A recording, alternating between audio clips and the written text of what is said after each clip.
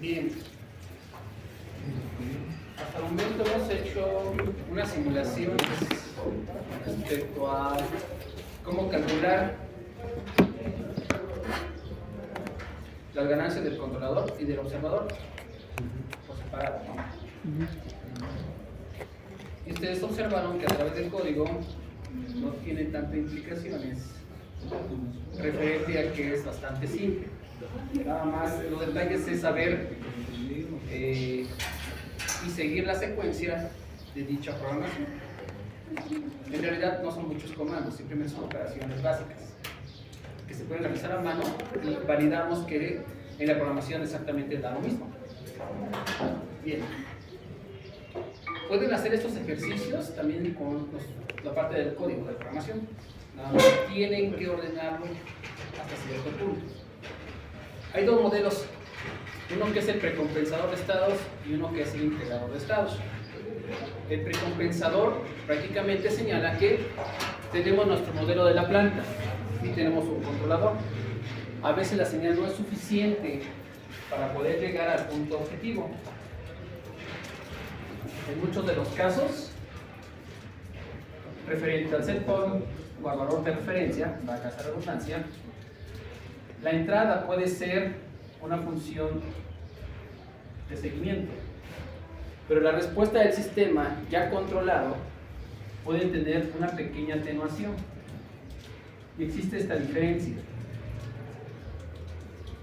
A pesar de que la señal se está controlando y se está comportando de modo estable, no está cumpliendo con el objetivo de llegar al valor de referencia, cuando ustedes marquen. Para esto existe este pequeño truco, que es calcular una ganancia a través del propio sistema para validar las condiciones tanto de entrada como de salida. ¿Sí? Si estoy poniendo en la entrada una función de excitación que es un escalón unitario,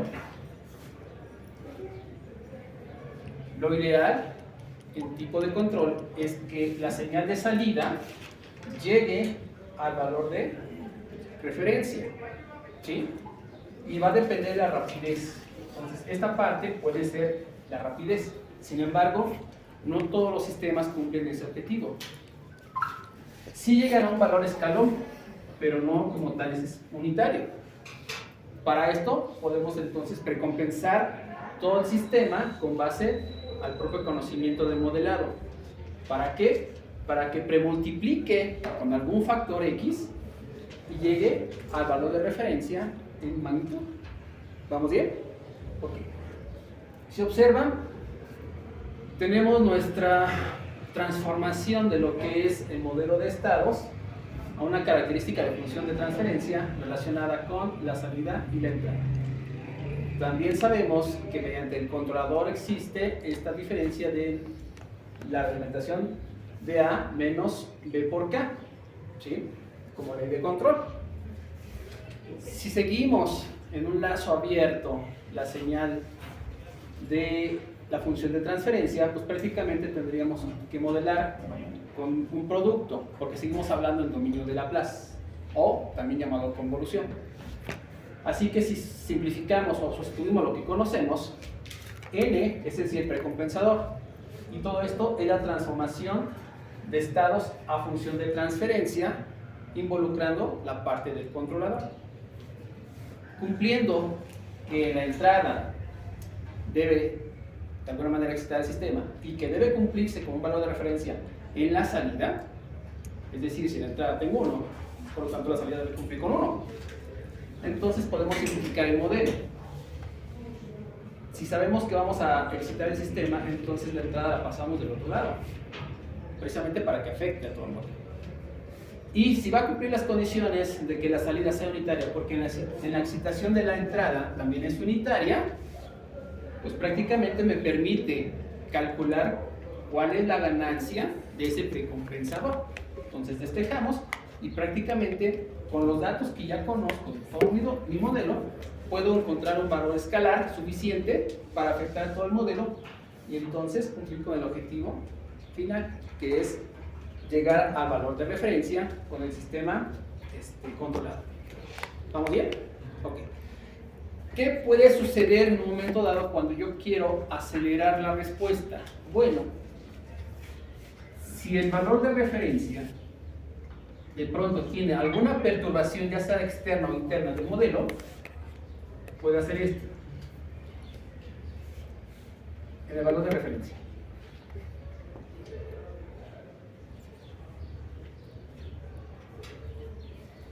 ¿Sí? Son perturbaciones.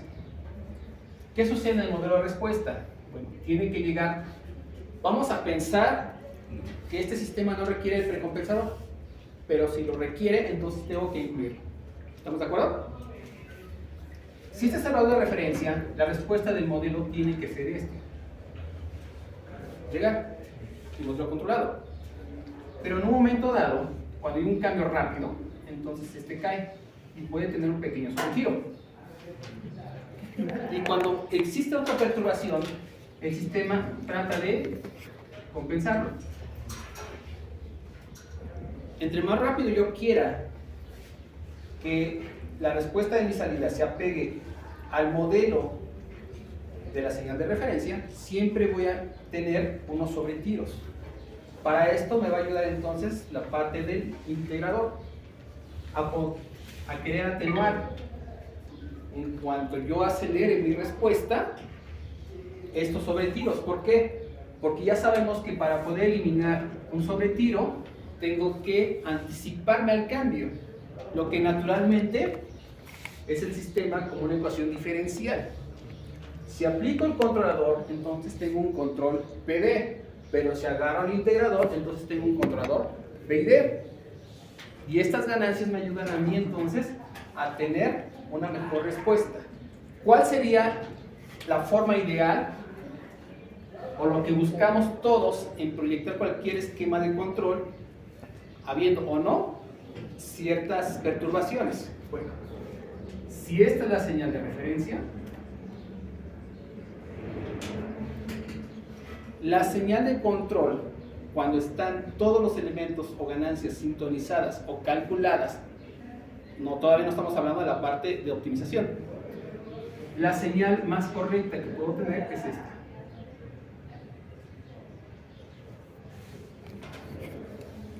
Y aún así existe una pequeña diferencia entre la señal de referencia y mi señal de salida de control, que puedo entonces aproximarla cuando aplicamos ya energía suficiente y necesaria, llamada control óptimo y control adaptivo. ¿Vamos bien? Ok. Copien este modelo y ahorita describimos el segundo.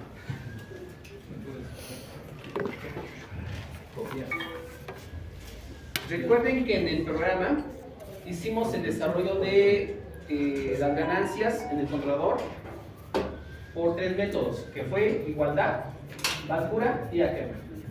Y al final cerramos con una simulación, respuesta a escalón unitario, con esas ganancias. ¿Sí? En este punto, ¿qué es lo que van a requerir? Bueno, si el modelo no alcanza, podemos calcular un precompensador. Si el modelo en sí no lo requiere, tu precompensador va a ser tan pequeño que quizá no sea, no sería perceptible, ¿no? Pero si lo requiere, entonces va a ser lo suficientemente grande para que se alinee al valor de referencia. ¿De acuerdo?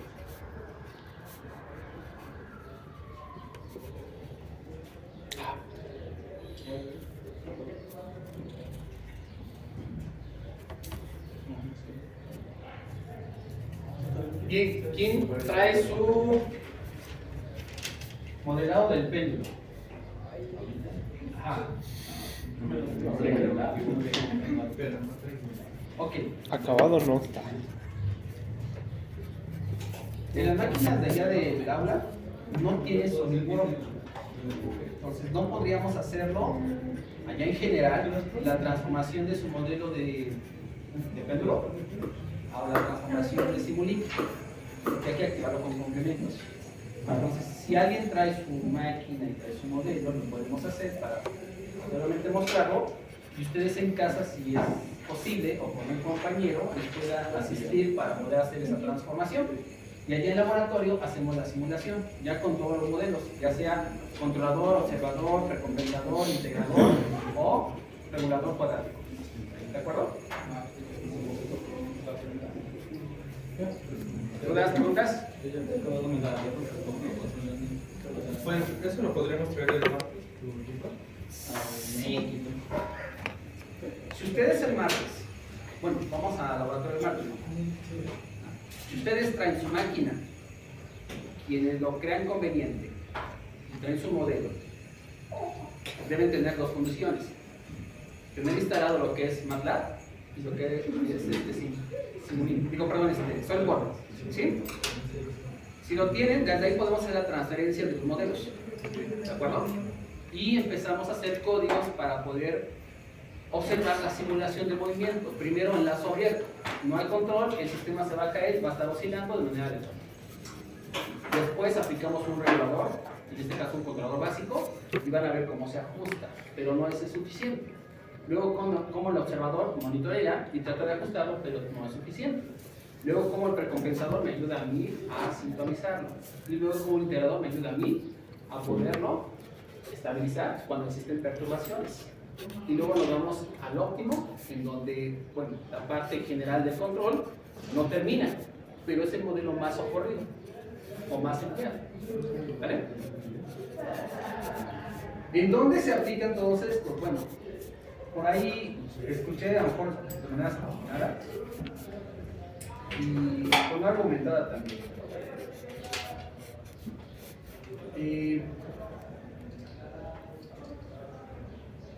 Que para qué utilizaban toda esta parte del modelo, ¿no? Si lo van a ver.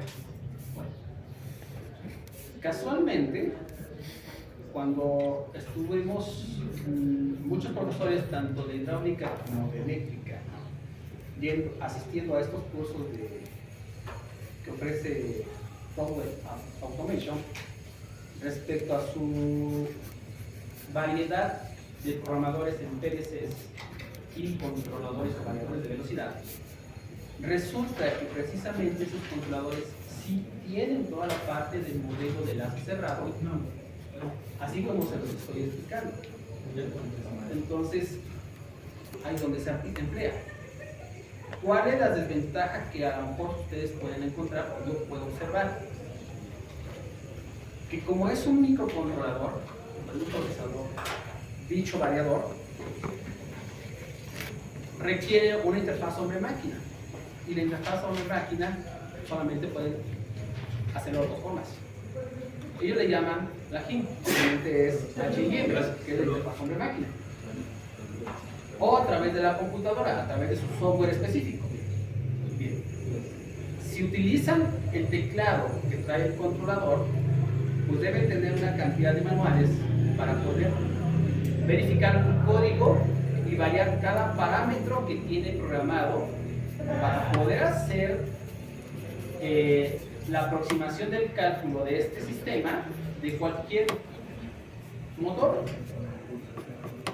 Y estamos hablando de motores brutes o motores de inducción o de resonancia variable. Aquí el asunto es que tú tienes que cargar todos los parámetros en forma manual y posteriormente calcular esto e integrarlo de manera manual, lo que te llevaría demasiado tiempo. Lo que te ofrecen ellos es el software en general y tienen dos tipos de software. Uno que es de licencia libre o gratuito, pero solamente, como todo, tiene ciertas características de aplicación. Y el que es que tú pagas cuando compras el sistema, bueno, te permite que tú veas en forma gráfica el monitoreo de todos los elementos, de todos los parámetros y todas las variables que tú cargas dentro del propio variador. Entonces, por ello, esta empresa es líder mundial en la parte de automatización de control. ¿De acuerdo? ¿Vamos bien hasta ahí? Por si algún día llegan a toparse, o el concepto general es que por fuera, porque la escuela no lo da, aunque se trata de hacer este vínculo con la empresa y querer comprar algunos módulos instalados en la escuela, y de aquí se les pueda dar a ustedes esa parte de preparación, porque realmente la empresa requiere quien sepa programar PLCs y variadores de velocidad. Acuérdense que cuando entre la industria automotriz eléctrica, lo primero que hay que ver es que va a estar generado por un motor eléctrico. Y un motor eléctrico puede ser de inducción o de resultancia variable. Y siguen siendo las mismas características de un inversor o variador de velocidad. Entonces, quieren participar de aquí a 5 años en el campo en la industria automotriz, en proyectos, tienen que prepararse desde ahorita en programación en PLCs y en variadores de velocidad. ¿De acuerdo? Es para quienes quieran de algún modo no estancarse de formas asalariadas en una empresa, sino que puedan generar su propia microempresa de servicio. Entonces por ahí las mismas empresas los consideran a ustedes como personal de confianza y los referencian a las empresas más grandes para poder hacer toda la programación con la puesta en marcha de muchos elementos. ¿De acuerdo? Entonces por ahí va a ir por si quieren ustedes hacer su proyecto de vida en 5 años. ¿Sale? Ok, la parte del integrador. Fíjense. Hasta aquí no es extraño. Seguimos teniendo nuestra representación de la planta y el controlador. Que esta ganancia la podemos calcular con los 3 métodos que generamos o que conocemos. Ya sabemos que Y es mi salida general de todo el sistema. Pero ¿quién es Y0? Bueno, recuerdan ustedes que tenemos un sistema que nos permite monitorear o, de alguna manera, establecer las condiciones ideales que debe alcanzar mi sistema real y que este se le llama observador de estados. Bien, aquí no está implícito, pero esta es la señal que yo recolecto del observador de estados. Recordamos, el observador de estados es la duplicidad de la planta, en donde especificamos cuáles son las condiciones de funcionamiento que yo requiero. Si quiero un tiempo de asentamiento en cierto intervalo de instante, o en su caso, pueda establecer cuál va a ser el manejo de la frecuencia de mi sistema si yo la conozco. Sabemos que aquí va a haber una diferencia. Esta diferencia prácticamente es una variable cualquiera. Aquí, para que sea coherente, le llamamos una variable I, que corresponda precisamente al factor de integración. Porque al final de cuentas sigue siendo una diferencia, una diferencial. Ya sabemos que aquí, al integrar, llegamos a su variable primitiva. Y por lo tanto, podemos calcular con una segunda ganancia, que también podemos implícitamente conocer cuando aplicamos ya sea igualdad de polinomios, Masbura o Ackermann en el modelo del controlador. Si mi variable aquí, o mi sistema, es de 4 variables, ya sé que aquí voy a tener 4 ganancias. Pero si voy a aplicar un integrador, este integrador afecta a las 4, por lo tanto es un valor escalar nada más. ¿De acuerdo? Y aquí ya pueden hacer entonces un sistema mucho más grande.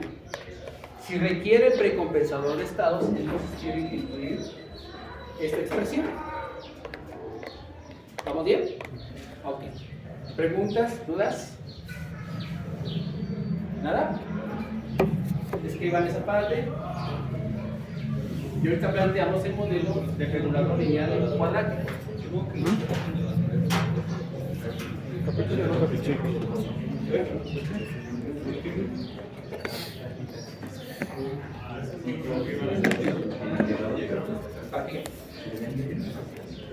Para eliminar estos sobretiros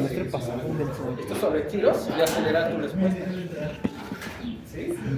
Es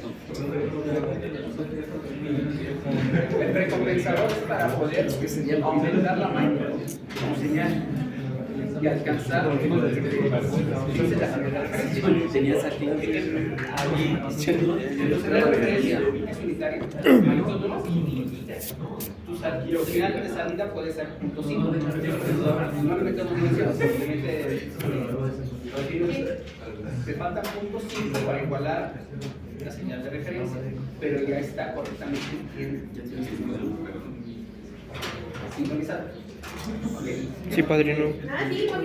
Porque soy aplicado. Pero sabes ¿Qué te vale? que a lo mejor esa salida, cuando tú la metes al sistema, no la va a poder leer. En el teléfono ahí lo traigo en las notas. Va a ser un compensador. donde vas a sumar, te vamos a multiplicar. Si lo quieres ver así, sería como Con diapositivas en PowerPoint. En Canva, en corto. vas a sumar una parte para otra.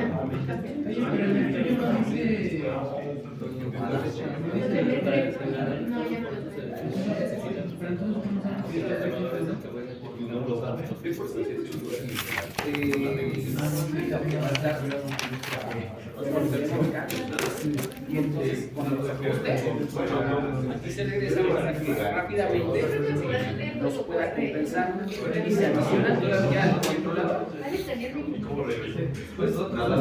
Sí, es decir,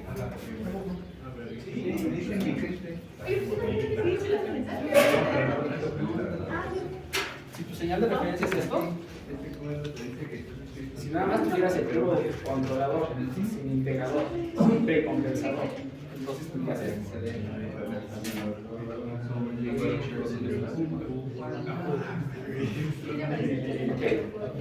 Tienes un desfasamiento y no alcanzas el valor de referencia. Cuando precompensas, no le integras. Sí, es que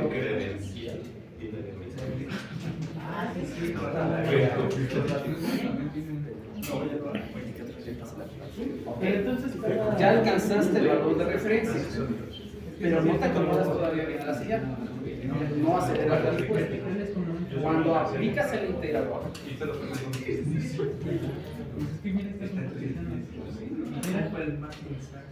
bueno, pero es que entonces considero la operación.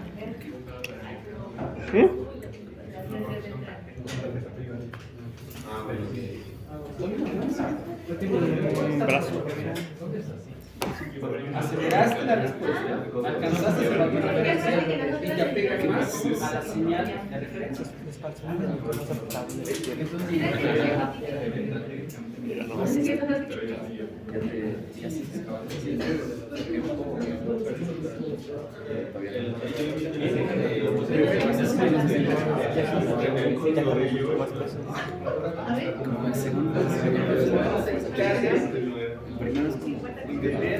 Que sigan las señales que está ahí. De acoplamiento. Para que se apegue a esa señal, pero estás con la salida real. ¿Cuánto es el precio? Es que yo pongo uno, la base la está fija y el enfoque lo muevo yo.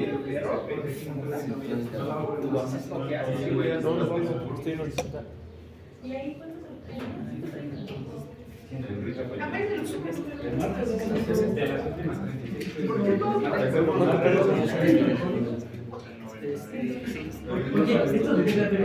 Tenemos que hablar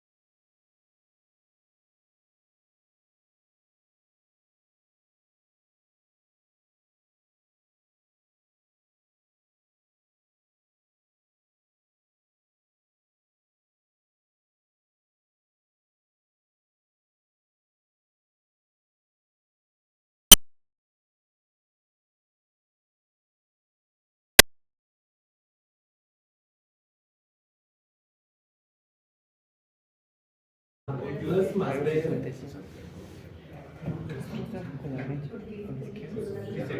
Ah, ese que está... A la de... ¿Por qué tú eres? Ah, yo iba a coger. Está bien, porque menos Sí, es más verde. Ah, es que abajo lo tiene medio feo. Está bien bonito. ¿No es beca? No, pero... Ah, hasta acá. Sí.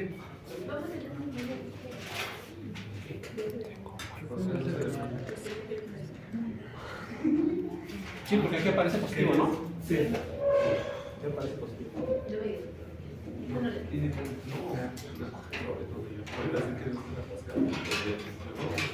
Miércoles. Sí. Bien, el regulador cuadrático, regulador lineal cuadrático óptimo, es el modelo más sencillo, ¿no?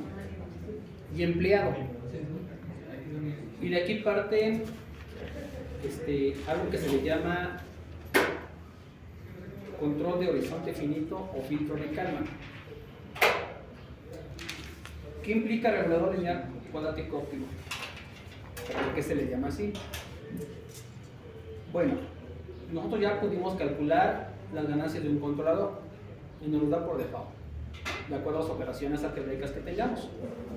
Sin embargo, para llegar a un regulador lineal, establecemos las siguientes condiciones. Fíjense, esta f de x es la señal o señales en conjunto de mi controlador. Se observan parte de cualquier punto. Lo que hace es que va a oscilar porque el controlador no es bueno, no está bien sintonizado.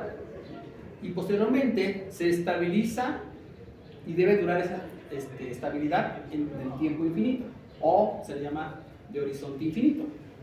¿Vamos bien? Ok. Esta es la señal de cualquier controlador si el sistema es muy complejo. Si hacemos un diagrama de fases, es decir, veo la observación del comportamiento como una trayectoria entre la salida de una variable y la otra, voy a tener en conjunto la misma trayectoria que tiende a cero, es decir, a un punto de estabilidad. ¿Qué se observa? Bueno, que va al centro de forma espiral. ¿Vamos bien? Ok. La espiral representan en sí las oscilaciones. ¿Qué es lo que quiero yo obtener? Una trayectoria corta. No puede ser lineal, pero es una trayectoria corta y lo más establemente posible. Ahora fíjense, como resultado, ¿qué podría obtener? Bueno, que parto de cualquier punto y llego a la estabilidad y me mantengo. Hay mucha diferencia entre esta señal y esta. Ya hay mucho consumo de energía entre esta señal y esta. ¿Hasta aquí vamos bien? Ok. ¿Por qué se le llama cuadrática? Bien. Hay un teorema que se le llama teorema de Lyapunov. O el que en ecuaciones diferenciales establece que para poder solucionar cualquier sistema energético como un trabajo, debe cumplir ciertas condiciones. ¿Cuáles? Bueno, que puede ser un escalar o matricial. Y debe ser, de alguna manera, un desempeño como un trabajo en función de una parábola. ¿Sí? Y de ahí se avienta algunos teoremas que implican que si existe una pequeña diferencia, pues esta diferencia tienes que ver qué tan rápido es el cambio. Entonces, si tenemos aquí una función, porque puede ser cualquier función, establece que una condición principal para que cumpla con esto es que debe ser naturalmente derivable. Aquí podría ser naturalmente derivable. Bueno, si derivamos aquí, ¿qué nos quedaría? Sobre la variable es la misma, unitaria, ¿no? No habría cambio. Por lo tanto, bueno, si fuera con respecto a tiempo, aquí bajaría y sería n a la menos 1, lo que sería 1 sobre x. ¿Vamos bien? Ok. pero no puedo manejar valores inversos. ¿Por qué? Porque si el valor tiende a 0, 1 sobre 0, se indetermina, se vuelve infinito. Entonces, no es naturalmente derivable.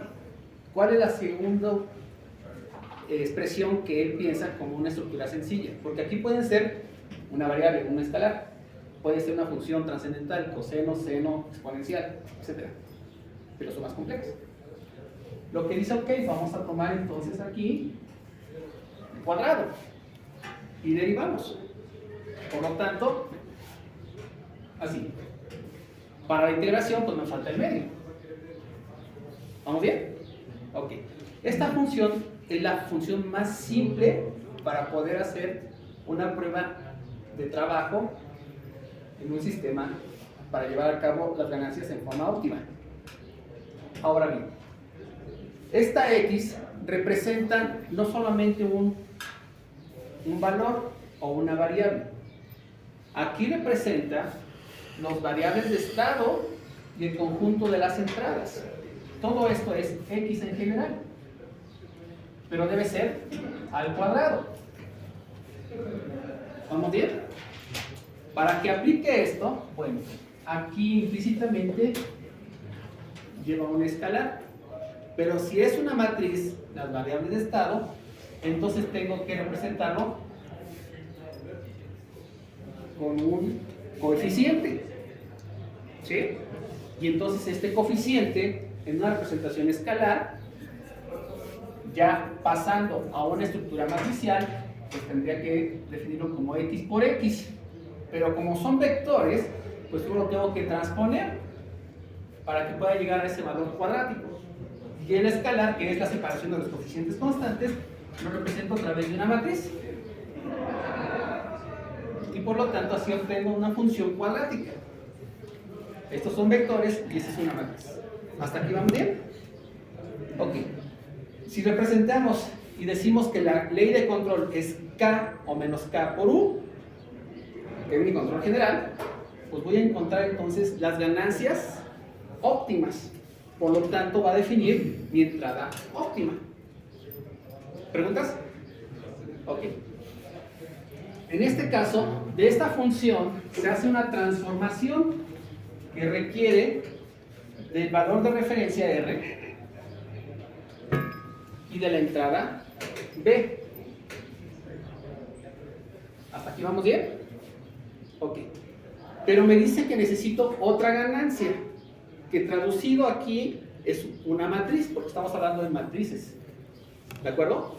Sin embargo, esta ganancia o esta matriz debe cumplir con los siguientes requisitos. Que debe ser una matriz cuadrada. Si el valor o el sistema de estados es de 5 por 5, pues esta matriz debe ser de 5 por 5. Por lo tanto es cuadrada. Que debe ser simétrica. Es decir, que la triangular superior debe ser igual a su triangular inferior. Y aparte, definida positiva. Que todos los elementos de esa matriz forzosamente deben ser positivos. ¿Vamos bien? Ok. Si cumple con esta, entonces implica que tú puedes hallar la ganancia del controlador óptima, que en términos prácticos se define como la energía suficiente y necesaria, no más, no menos. Es tal cual. Por lo tanto, en ecuaciones diferenciales lo resuelve a través de la ecuación de Riccati. Él se encarga de poder resolver este análisis óptimo. Y a partir de esta ecuación en general, trato de calcular la matriz P. ¿Qué sucede? Bueno, que como van a haber diferentes condiciones, puedo hallar más de una P. Pero no todas las P van a cumplir con estas tres condiciones. La que cumpla con esta es la que elijo. Y esta es la que voy a poner entonces en mi sistema de control. ¿Preguntas? Ahora, dentro de la literatura de control, el término Q es prácticamente una constante que me va a llevar a mí a calcular, o un coeficiente, la variable de estado o la función cuadrática. A veces no te dicen ni de dónde la sacan. Nomás por idea, dicen, Ponle 100, ponle 5, ponle 4.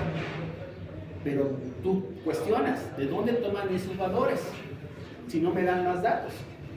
En términos muy prácticos o básicos, tú puedes empezar tomando Q con el producto C transpuesta por C, que esta es la que sí calculamos de aquí, la que parametrizamos o modelamos, si es que no tengo otro valor de referencia.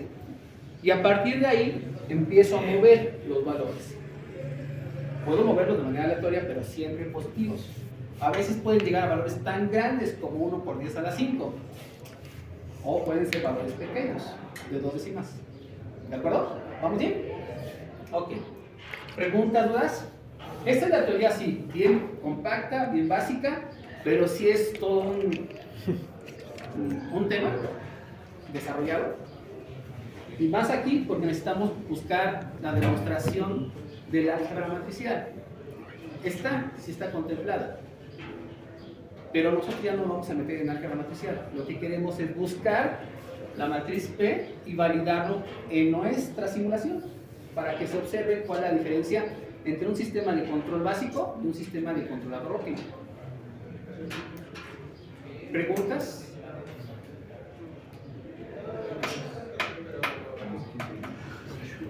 Es bien básico, fíjense. ¿Qué necesito? Primero, ya tenemos el modelo del péndulo. Ya conozco la matriz A y ya sé que va a ser de 4 por 4. De ahí me determina B y el vector C, porque D va a ser un valor nulo. Ok. Voy a tomar esta representación. Voy a poner A transpuesta, que ya conozco, y voy a multiplicar a P. ¿Quién va a ser P en un principio? Pues una matriz cualquiera, que debe ser cuadrada. Si fuera de 4 por 4, obviamente voy a poner aquí.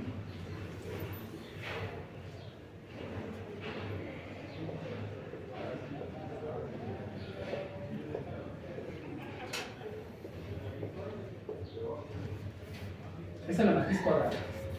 ¿Ok? Aquí necesito entonces llevar a cabo que sea simétrica. ¿Qué quiere decir? 1, 1, aquí es 1, 2, 1, 3 y 1, 4. ¿Ok? Si es simétrica, significa que este es igual que este. 1, 2, 2, 2, 2, 3, 2, 4. ¿Ok? 2, 1. La primera, 2, 1. La segunda, ¿Lista? No, la primera. Primero, segunda fila. Ahí sería 2, 1, ¿no? Sería 2, 1, ¿no? Ok. Porque es simétrica. La triangular superior debe ser igual a la triangular inferior. ¿Sí? Entonces aquí tendríamos el orden 1, 3. 3, 2, ¿no? 3, 2.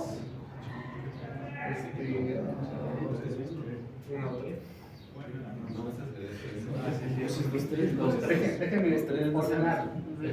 Aquí tendríamos 3, 3. 3, 4. 3, 4, 4.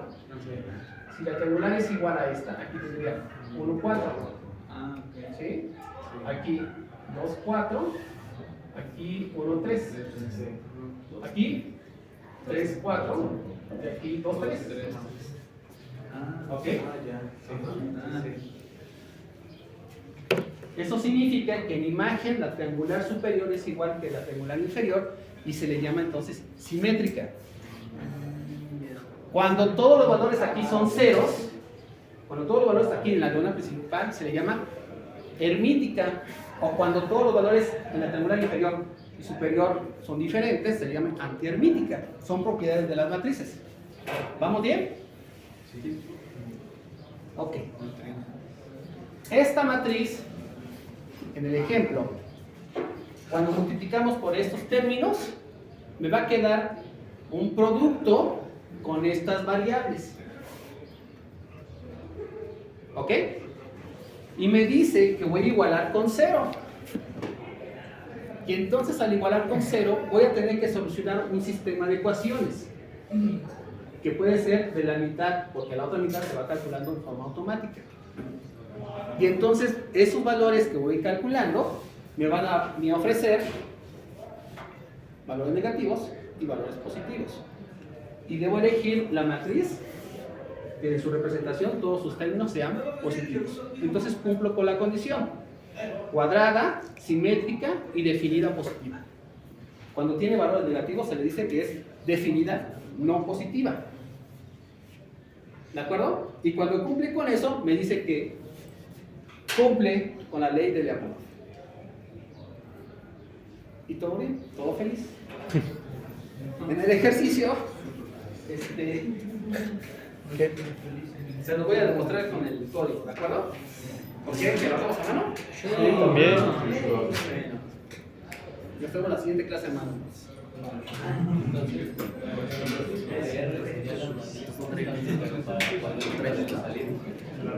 No, la R es tu valor de referencia de entrada. Tú vas a establecer parámetros de entrada. Si por ejemplo tienes un motor y lo modelas y las variables sean velocidad, voltaje y corriente, ¿verdad? Entonces eso lo tomas como estados. El valor de referencia es quiero volver a 220 con 1030 RPM. Entonces, 5 amperes. Pero bien, Cuando establece eso, hace la diferencia del modelo y el observador. El observador de las constantes que debe cumplir y establece el error con planta real. Entonces, aquí se ajusta para que esa P Este es para lo que está así bien cerquita, ¿verdad? precisamente cumpla con las condiciones de referencia.